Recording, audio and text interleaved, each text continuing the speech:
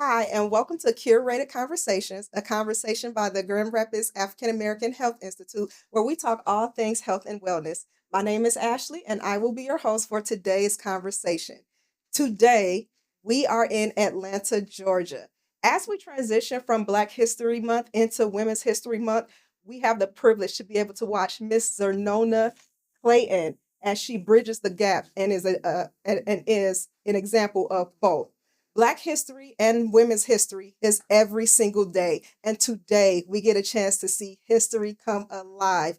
Miss Zernona, thank you so much for inviting us into your space today. It is an absolute privilege and honor to be sitting with you today having this conversation. Thank you.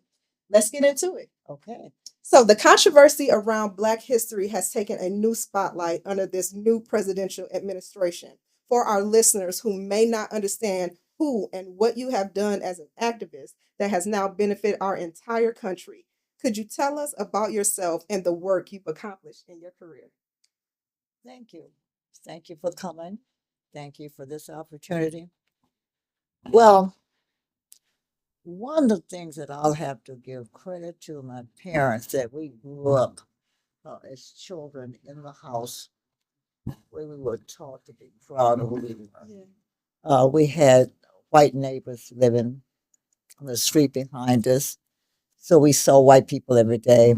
Now we had to ride because of my age. I lived through the era when we had to ride in the back of the bus. Mhm. So you didn't have the freedoms that we now have. Well, I'm not sure how many we have now, but um, we were taught to respect the laws. The laws said that you sit in the back of the bus. And my father made us understand what that meant. That's the law. And you have to be a law abiding citizen. You just must be. And um, and we learned the limitations. We didn't understand. At one point, it was very difficult to understand in our neighborhood across, I mean, literally across the street was the white school. Um, and we had to go about 8 or 10 blocks to the black school. We never could figure that out. Why couldn't we just walk across the street? Um, and it took us a long time to understand what segregation really was, all encompassing. And once we understood the rules, and our father told us that we have to obey the law, and that was the law. And so you learn just not to make a difference, but it really didn't make a difference because we had good friends at our school. We had friendships and we had fun and we liked our teachers. So we didn't feel like we were being deprived. We knew we got this duel in the laws, but we were letting somebody else fight that battle. And we just abided within the realms of the law. And so my father taught us to respect the law. The law says that you say colored people in the back of the bus. It's painful, but you got to do it. So, even then, even though it was the law, you still knew that something was not right. This was not right, and there needed to be a fight for change. In a sense, it was because that was the law, and you have to stay within the boundaries of the law. But we didn't feel like we were suffering. I mean, it was as you get older and learn more, you know the difference in how the laws came to be, and you understand it better, but you can't change it. So you're not there to change it if you're a youngster. You just go, and we didn't want to. We didn't. That wasn't something we talked about every day. We liked our teachers. We get mad at them and call them dirty names. We got mad at the teacher, but walking together with your friends in the mornings, going to school was fun. So we didn't feel like we were missing much, really. And we were happy children. We were born in a happy home. I'm glad of that. So we didn't feel like we were shortchanged, for a long time. Can you fast forward and tell us about some of the work in your career that you accomplished with surrounding all of this? Well, I don't want to do that because the last thing I want to be accused of is being a braggart because I'm not a braggart. I'm privileged because I've had some opportunities that have allowed me to do some of the things I would like to do. And that's what I have been doing these last few years of my life is now when the law says I couldn't. I have to change the law. So I worked with Dr. Martin Luther King Jr. and all the civil rights causes that are around to make life better, not only for me, but for everybody who looked like me. And so when you find yourself putting all your energy in that, you feel differently about yourself and your surroundings. Like now, you wouldn't tolerate it. Uh, that before going to the other school that was not across the street was not a problem. We enjoyed where we did go. Okay, so in 1966, you coordinated the activities of Atlanta's Black doctors in a project called Doctors Committee for Implementation, which resulted in desegregation of all hospital facilities in Atlanta. What should our listeners know about the experience and how it has changed our healthcare system nationwide? Change what you said. It didn't. I was working for an Atlanta cause, working with black doctors in Atlanta, but we were hoping it would spread across the nation. And to my surprise, when the president, and that was Lyndon Johnson, um, when he made the announcement that now, while I was championing the cause of black doctors who couldn't practice in these hospitals here in Atlanta, that's that was the fight. That they couldn't take their patients there, and even if the patients had money, could go to a better hospital maybe. They couldn't go because they were black. So we were trying to break down the color barrier, and that's what we were asking for: is let the black doctors practice where they can, and the patients can go there.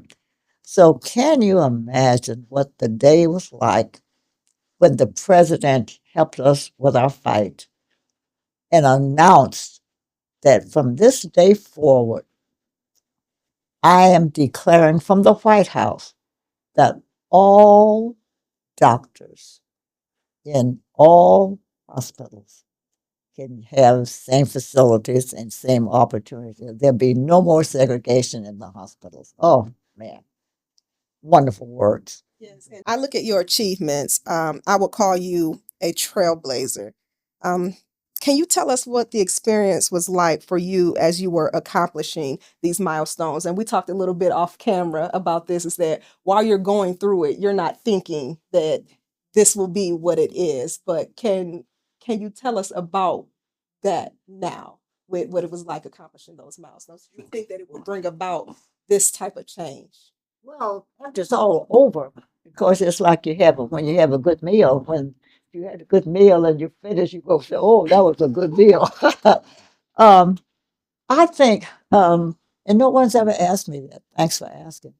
But I think that anything you go after and you're fighting for it, you really want a victory from it, whatever it is. I would imagine everybody feels the same way. You're going to try to get a victorious response from this. So, you know it's wrong when you start out fighting. You're fighting to right the wrong. And so, here in Atlanta, where we had a lot of prejudice, um, we're in the South geographically. And so you run into it all the time. When I moved to Atlanta, I moved here from Los Angeles. When I moved to Atlanta, black women, could not try on clothes downtown, right here in Atlanta. Um, they would send clothes out to your home, and you could try them on. And if you liked it, you could send a check to pay for them, but you couldn't try them on in the stores. Um, I had a part in getting rid of that. Fought for the freedom to shop where your money will go. You couldn't eat in the restaurants. We had to fight to get the right to do that. We had to fight for really basically all the rights. We have very nice restaurants here. And you would hear people talking about it. You read about them in the newspaper. Someone had a lovely dinner at a lovely hotel, and you wish you could go and take your friends and your family, but you can't. Um, you get rid of it. Um, and so we had a lot of black universities here. Well, we still do. Uh, but the students also had joined the movement, starting with Fisk University and some other schools too. But once the students got involved in fighting for the right for freedom, um, there was a lot of help in that direction that we had the students and us older people working together to rid our society of segregation and discrimination, and you finally get rid of it.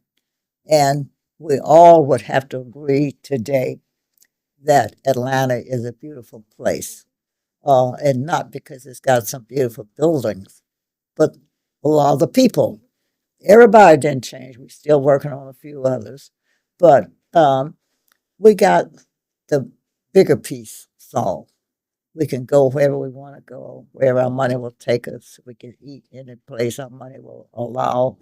Uh, you can buy a home. Still, that's restrictive in some areas. Um, but you can, you're a free citizen now, which wasn't the case a few years ago. We had people who gave their lives. I mean, students would get, lose their lives because of this, older people fighting. And then we lost those four little children, which was a bad, well, I shouldn't say a bad case, a good example for a bad situation. You know, how can you kill little kids? Um, well, the four little girls in Birmingham were killed because of hatred. And when you get enough of that and you finally said, I've had enough. And so you join the fight. And that's what happened in Atlanta. People who used to not fight started fighting. People who didn't complain stopped complaining and started doing something. So people got together and decided through organizational lineups or just individual steps that we're going to solve the problems of bigotry in Atlanta. And of course, some of it is spread across country. It's not everywhere, but we've made a lot of progress. Atlanta is beautiful, both inside and not just the beautiful buildings, the beautiful homes, but beautiful in terms of working together. Blacks and whites work together to have events, to raise money, to solve a problem, to have unity. So there are a lot of reasons why we brought together today. Oh, thank you so much. I would like to personally, from the bottom of my heart, thank you for the fight. Thank you for the example. Thank you for the light. And thank you for creating a path and leaving the door open for Black women like me to follow through on your footsteps. I'm eternally grateful for this opportunity. We appreciate. Thank you all so much for tuning in with us with another episode of Curated Conversations. We hope to see you soon.